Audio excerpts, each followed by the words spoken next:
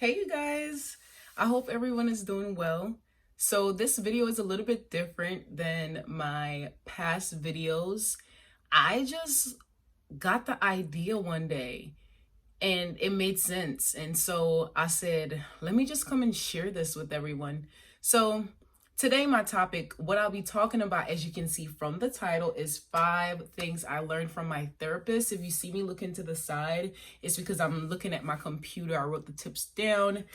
It says 5, but there's gonna be a bonus one, or I'll just tie 2 in together. But a lot of people might even be looking at this title like, oh, you're a Christian and you go to a therapist. Yes, I do. So just to give you a basis of how I feel about therapy, God created information for human beings to study, and just the way that he has doctors and teachers and lawyers and everyone of that sort, it's the same way that there's therapists.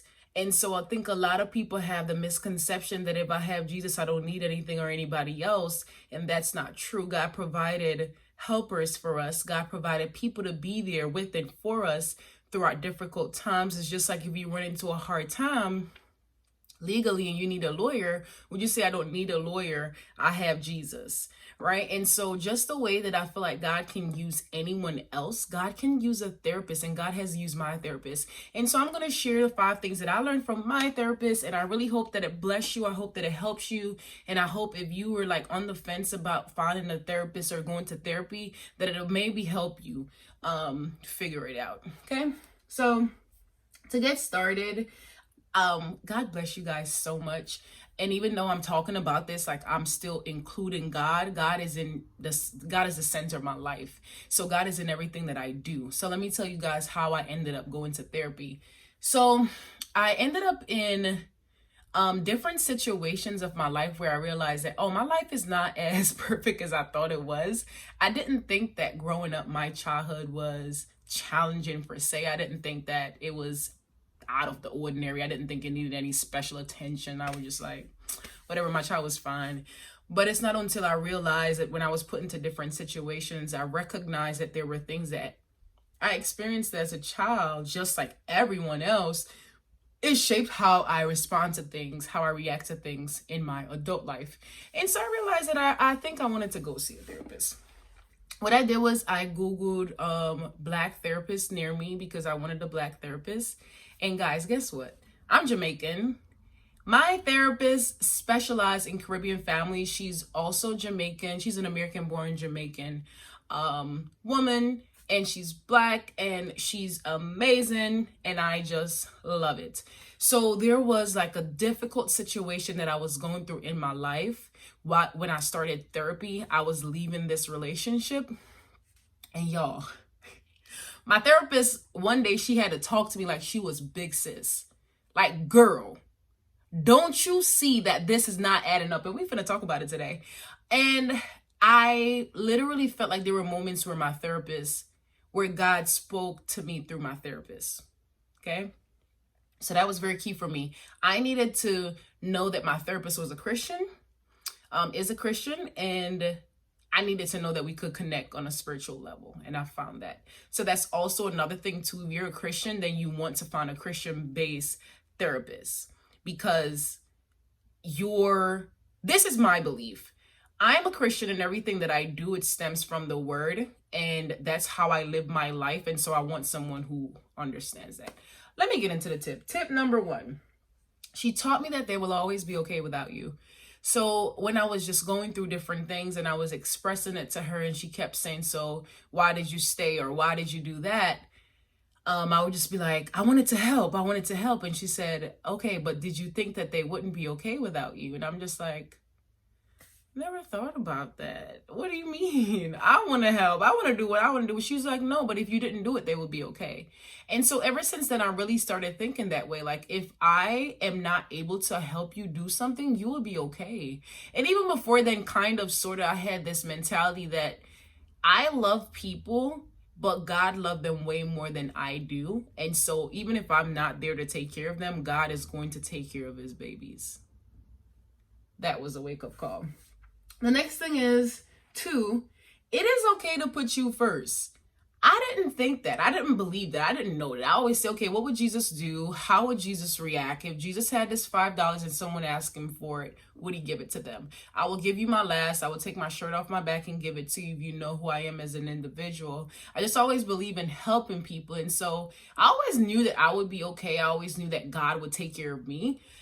And I don't know why I never thought that for other people, but that used to be my thing. Like if I had $5 and someone needed it, I would give it to them because I know that I will be good. But she taught me, like, Alexis, it is okay to put you first. So anytime I presented a situation with her, she will always say, okay, but how do you feel? What do you want to do? What does Alexis want? She always asks me that. What does Alexis want? What does Alexis think? What is best for Alexis? And it helped me to think about that. And once I did that, I realized it's not being selfish, it's self-love. And if you don't love yourself, if you can't love you, how can you love someone else? How can you teach someone else to put them first? And so I started thinking about my situations as someone else being in my situation that I love. And I could imagine me saying, girl, love yourself. Girl, choose yourself. And so once I recognized it, I was just like, oh my goodness, like, it is okay to put me first. It is okay to think about what I want. It is okay to consider my feelings. It is okay to think about, what's going to happen to me. It really is okay. It does not make you selfish. It is okay. And we know the Bible talks about wisdom all the time. The next one is that tough conversations need to happen. I'm not. Okay, so there's like different periods of my life. I used to be extremely confrontational. You did something that hurt me. We talk about it right now, right? But since I came to America, migrated from Jamaica and everything, I developed this different demeanor. I was just so quiet. I was kind of like just laid back. I didn't want any tension, nothing at all, just trying to assimilate in a new country. And I kind of like strayed away from that. But my therapist taught me that it is very important for you to have hard conversations, especially with the people you love and care for and want to be in relationship with in your life, because it helps. She said, what's the worst that could happen? If the conversation is really bad and you feel like, oh my gosh, I don't want to talk to them about that because it's going to hurt their feelings, what is the worst that could happen? If you value your relationship and if you really want to keep that relationship with that person, have the tough conversations. And so it's allowed me to open back up. So now whenever someone do something that I don't like, I'd be like, so we need to talk. Sis, I got to tell you what you did or what you said. And so now I have those hard conversations. There's still one hard conversation that I need to have, and I'm getting there. It's not easy. It's easier said than done, but you can do it. And always remember, put Jesus first. I always say, God, grace this conversation, God. Allow this person to hear what I'm going to say, to receive it, for it not to be backlash. Just work it out for me, God. And it helps. The next one she says is, she always asks me, so who gave you that role? So if I tell her like, oh yeah, and then I did this for them or that for them, she'd be like, okay, who gave you that role? Who gave you permission to feel like you have to be the strongest in the family? Like you have to do everything. Like if you don't do it, no one else do it. So if I see a trash outside, if I don't pick that trash up, no one else will pick that trash up. So I'm going to pick that trash up. Who gave you that role? Who told you that it was okay for you to always assume that position? That it's okay for you to always be the backboard of something? That it is okay for you to just be the one they walk around all the time? Just be the one they treat wrong? For you to be okay being the one that suffers and go through? Who gave you that role? And I think a lot of the times too, we find ourselves in situations and we start going, oh my gosh, we're crying like, if I don't do it, nobody else will. No, who told you that? Who? And so it really made me evaluate a lot, y'all. When I say like my therapist snatched my entire life, that's exactly what she did. The next one, the fifth one is, if it looks different than what God says, then why are you hanging on to it? And when my therapist said this, I was like, oh, okay. So when I was in this relationship, right, I kept going back and forth. And my therapist would say to me, but Alexis, remember we're Christians, right? And I'm like, yeah, right. She's like, remember God talk about love. God is love. Does this look like love to you? And I'm like, yo, sis got a whole point right here. It wasn't love. It didn't look like love. And so what it helped me do was now I compare. So whenever I'm in a relationship, friendship, whatever, family, whoever it is, I don't care, work, whatever, I compare it to what Jesus Christ defines as love, or how Jesus was as love, right? So is it kind to me? Does it grow me? Does it feeds my spirit? Is this relationship edifying me? Is it building me up? Is it making me cry all the time? Is it making me angry? Is it making me mad? I compare it and I see if it fits in the parameters. And if it's not love, I don't hang on to it. If it doesn't look like God, I don't hang on to it. And I also evaluate that with myself. If my therapist didn't ask me that, right? If she didn't tell me that during that time, I wouldn't be able to see it. I would not have been able to. And so if it looks differently than what God promised you, why are you hanging on to it? If they're beating you, if they're hurting you, if they're harming you, if it's sucking and draining the life out of you, if it's basically allowing you to live a life opposite to what God said. Remember, God said you're the head and not the tail. You're above and not beneath. You will have the best. You will lack for nothing. You will lend and not beg. Remember all those things. If the situation looks differently, why are you hanging on to it? And use discernment. Everything is not just clear cut, but you know when you know. And this goes for friendships too. Okay? My bonus was people are going to be who they are at their core. My therapist helped me to understand that. So there was just like other people there. Let's say if I like this guy or this friend would be this particular way. She would say, Alexis, think about it. This person is who they are at their core. People might change. If they're a morning person today, tomorrow they might wake up late, right?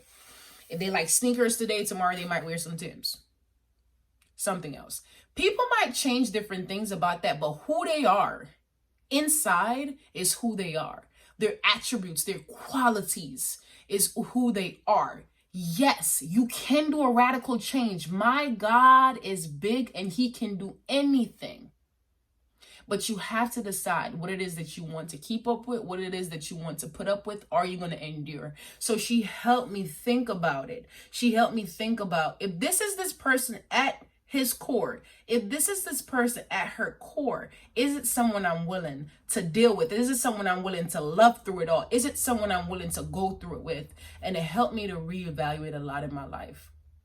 So then it helped me to say, okay, you know what? That's who they are. And I pray to God that they change one day, or that they alter certain things that needs to be altered. Let's say if they're a liar, or if they like cheat or steal. I pray to God that it will change one day. But if they decide not to change, if they don't want to change, I decide then if this is what I want to keep in my life, or if this is what I want to let go of. And without her, I wouldn't have understood that. Remember, science says that our brains don't fully form until we're like 25, 26.